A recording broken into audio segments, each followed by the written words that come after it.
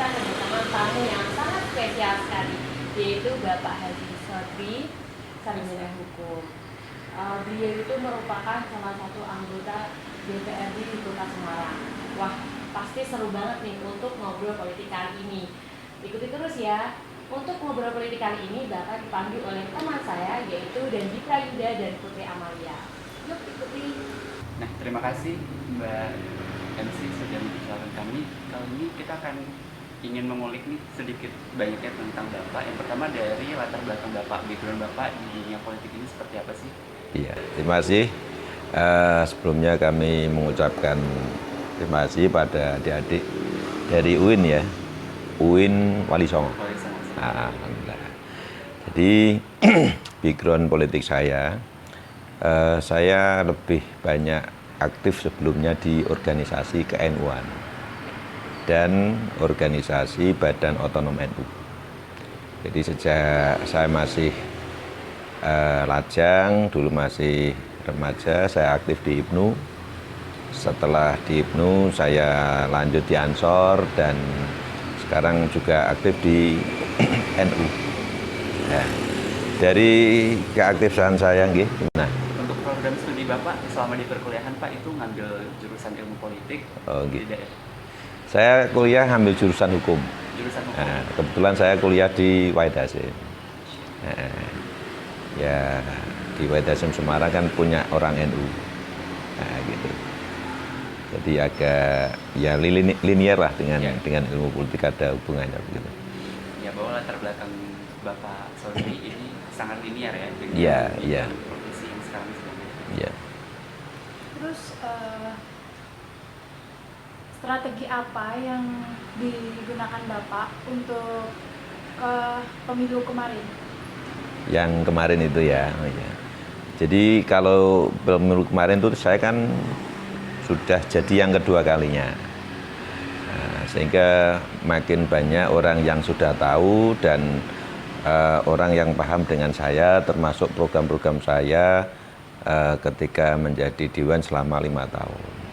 Jadi saya berusaha semaksimal mungkin untuk mengawal aspirasi warga khususnya di dapil saya, di dapil Semarang Genuk, Gayam Sari dan Pedurungan. Jadi saya sering turba ke bawah, mengawal usulan-usulan baik itu pembangunan maupun non pembangunan, termasuk mengentaskan atau menyelesaikan banjir yang ada di wilayah Genuk dan Gayam Sari. Gitu. Untuk media sosial Pak, Bapak menggunakan media sosial tidak untuk kampanye? Ya, saya menggunakan media sosial juga pakai Facebook, juga pakai IG, juga pakai Twitter. Tapi ya tidak cukup itu. Artinya kita juga secara offline harus hadir di masyarakat. Iya, beraksi ya. Kalau medsos itu kan hanya untuk branding, untuk ya lebih lebih mengenalkan diri. Tapi kalau tanpa kerja nyata kan sama saja, kan begitu. Ya, ngomongin tentang motivasi nih Pak, motivasi Bapak bisa terjun ke masyarakat itu seperti apa? Apakah memang berdasarkan kekhawatiran Bapak untuk mengubah masyarakat seperti itu? Jadi begini, Indonesia itu bisa merdeka kan dari perjuangan politik. Ya. Nah, jadi kalau anak muda anti dengan politik itu saya anggap keliru. Ya. Karena dengan adanya politik, adanya gerakan politik untuk merdeka, kita bisa merasakan nikmat hingga saat ini. Tanpa politik saya yakin tidak bisa. Nah, setelah kemerdekaan dicapai ya politik itu harus tetap jalan. Dalam rangka apa? Dalam rangka untuk mensejahterakan masyarakat. Nah, di politik itu kan kita harus ambil bagian di dalamnya. Ada tias politik itu kan ada eksekutif, yudikatif, dan legislatif. Ya. Tanpa masuk di dalamnya kita praktis tidak bisa memberikan sumbangsih secara nyata terhadap kebijakan-kebijakan yang manfaatnya langsung ke masyarakat. Berarti kehidupan kita memang sangat melekat sekali dengan sangat melekat. Termasuk mahasiswa bisa kuliah dengan nyaman, dapat PIP dan sebagainya, itu juga bagian dari kebijakan politik. Ketika jalan ke sini tadi jalannya kok sudah bagus, itu juga bagian dari kebijakan politik. Begitu. Jadi apa yang kita rasakan sampai saat ini, ya ini bagian dari hasil proses politik. Jadi harapan saya, anak-anak muda jangan anti dengan politik. Jangan anti dengan politik, dengan teman-teman. Iya, jangan anti dengan politik. Ya. Jadi satu kisah ya, saya aneh dengan teman-teman saya. Ada yang saya nggak mau nyoblos, nggak mau milih di pileg, nggak mau milih di pilkada, nggak mau milih di pilpres. Tapi ketika temannya dapat bantuan, dia ngusul. Ketika jalannya jelek, dia protes ke Pemkot. Ini kan tidak fair. Ya. Apapun, ya kita harus menggunakan hak kita. Karena hak kita ini bagian untuk kebaikan ke depan. Urusan bisa terpilih atau tidak, urusan jagonya menang atau belum, ini kan urusan lain. Nah, tapi tahapan politik ini harus dilakukan. Begitu. Berarti masa depan kita itu tergantung dengan partisipasi politik kita. Iya. Makin besar partisipasi kita, hasilnya akan lebih baik. Makin pinter berpolitik kita, ya hasilnya juga akan lebih baik. Begitu.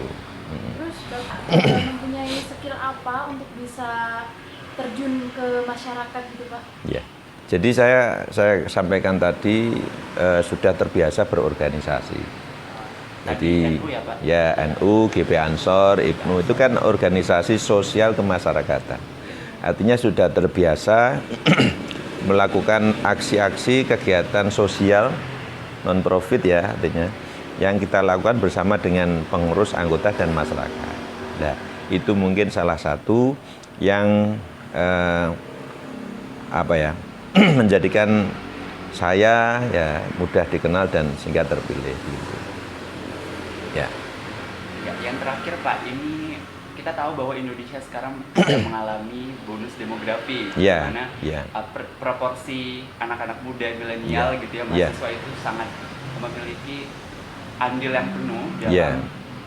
partisipasi politik. Betul. Namun sayangnya partisipasi politik anak-anak muda itu kayaknya kurang tertarik nih Pak Ya. dengan politik itu sendiri. Ya. Nah, harapan Bapak serta pesan-pesan nih untuk anak muda supaya Ya. bisa teredukasi dengan politik Ya. dan bisa berpartisipasi aktif dengan politik. Iya. Jadi saya kalau melihat anak muda sekarang itu kan dia hanya merasakan enaknya, merasakan hasilnya. Tidak tahu bahwa enak hasil ini juga proses dari politik. Artinya apa? Pendidikan politik terhadap anak muda ini penting. Ya. Gitu. Jadi semua yang kita rasakan di sini, jalan bisa lancar, ngurus perizinan mudah, terus banyak yang mendapatkan fasilitasi dari pemerintah, ini juga bagian dari kebijakan politik. Ya. Anak muda kan nggak tahu, ini ternyata hasil politik. Coba bayangkan,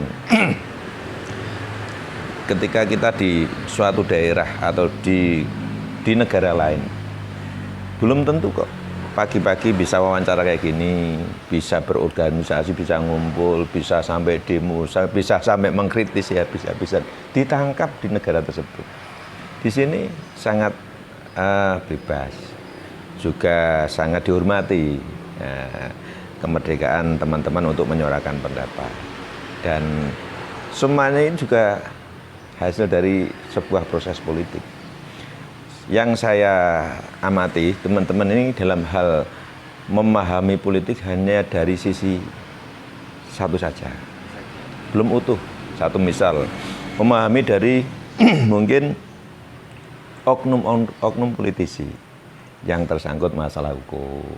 Nah, ini kan saya katakan oknum, karena kalau mengatakan oknum itu tidak hanya di politik saja, di dunia pendidikan juga ada. Ya, di mana saja. Betul ya, kan? Ya. Di dunia keluarga juga ada, di dunia kepolisian juga ada, dunia pemerintahan juga ada. Dimanapun oknum itu ada. Ya, tapi kalau saya melihat kan teman-teman yang di-blow up besar-besaran kan oknum politisi. Padahal kan masih jutaan, ribuan politisi yang bersih, kan begitu. Kan begitu. Jadi kan orang pendidikan, ya di universitas. Ada nggak oknum-oknum gitu? Tentu Tentu Ada tak? Entah mahasiswanya, entah dewa dosennya kan ada. Lah ini mungkin perlu pemahaman atau mindset yang luas terhadap politik. Ini saya garis bawahi. Ingat ya, bahwa kita merdeka itu dari proses politik, bukan hibah. Pemberian, bukan pemberian, proses politik. Bahkan kalau dulu itu proses politiknya luar biasa, sampai di taruhan nyawa, taruhan fisik, harta. Sekarang kan enak, tinggal partisipasi. Gitu. Coba Anda nggak mau partisipasi atau teman-teman nggak mau partisipasi, tapi mau menikmati. Ini namanya kan apa ya? Milenial yang bagaimana ini kan begitu ya kan acuh dengan politik. Ya seperti tetangga saya tadi yang saya katakan, dia nggak mau nyoblos, nggak mau gini lah, terus nggak mau di pileg nyoblos, nggak mau pilpres mau. Tapi ketika tetangganya dapat bantuan dia protes, ketika jalannya rusak dia protes, salurannya mampet protes. Nah ini kan nggak fair. Lah mestinya anak-anak milenial ini harus pemikirannya harus jauh ke depan. Karena apa? Negara ini nanti di tangan anak-anak milenial yang sekarang masih muda. Nggak mungkin yang senior-senior ini tetap terus, nggak mungkin. Tetap artinya mindset dari anak-anak milenial ini harus berubah. Jadi melihat politik itu harus utuh. Tidak dari sisi oknum. Tidak dari sisi kesalahan seseorang. Dilihat keseluruhan. Makanya kata Gus Dur, politik itu kayak pabrik sosis. Semua masuk. Ada tulang masuk, ada daging masuk, kotoran juga bisa jadi kotoran juga masuk. Tapi ketika sudah keluar kan jadi produk makanan yang bagus. Ya di politik juga gitu. Namanya proses politik, kan proses demokrasi. Orang Indonesia kan ya Bhinneka Tunggal Ika. Ya memang kita diciptakan ya berbeda-beda. Ya, dari berbeda-beda itu kan kita ada ruang untuk saling watawasobil haqi watawasobil, saling memberi nasihat yang baik, saling memberi wasiat yang baik. Nah, saya juga aneh nih, mestinya anak milenial, anak zaman sekarang ini kan lebih pinter-pinter dibanding bapak-bapaknya kan, lebih pengalaman kan begitu. Tapi urusan politik agak acuh ya kayaknya ya. Karena apa? Nggak pernah merasakan proses politik itu. Ya tahu-tahu lahir sudah enak, sudah pegang HP kan gitu kira-kira kan gitu. Tidak merasakan perjuangan. Nggak merasakan. Ya coba ini tiba-tiba negara kita dicaplok oleh negara lain. Kalau tidak melalui proses politik nggak bisa kembali lagi, kan begitu. Ya jadi pesan saya, mindset anak muda sekarang, ya, generasi milenial ini harus melihat politik secara objektif, secara utuh, menyeluruh, ya, tidak hanya kasus per kasus. Kalau nyari kasus per kasus, nyari oknum, itu tidak hanya di politik.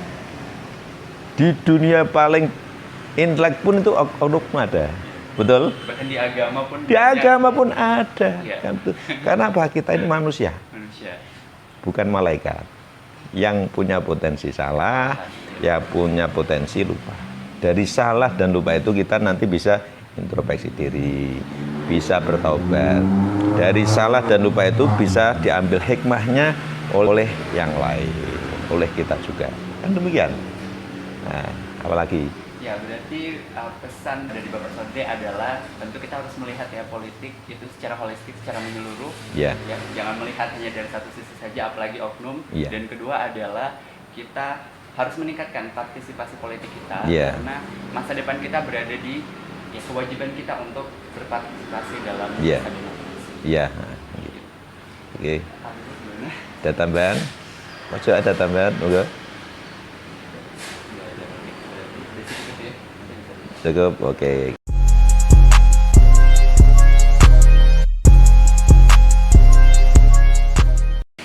Wah, seru banget ya untuk ngobrol politik tadi. Sayang banget waktunya sangat terbatas. Untuk itu, jangan lupa untuk lihat ngobrol politik kami di episode-episode selanjutnya. Wassalamualaikum warahmatullahi wabarakatuh. Waalaikumsalam.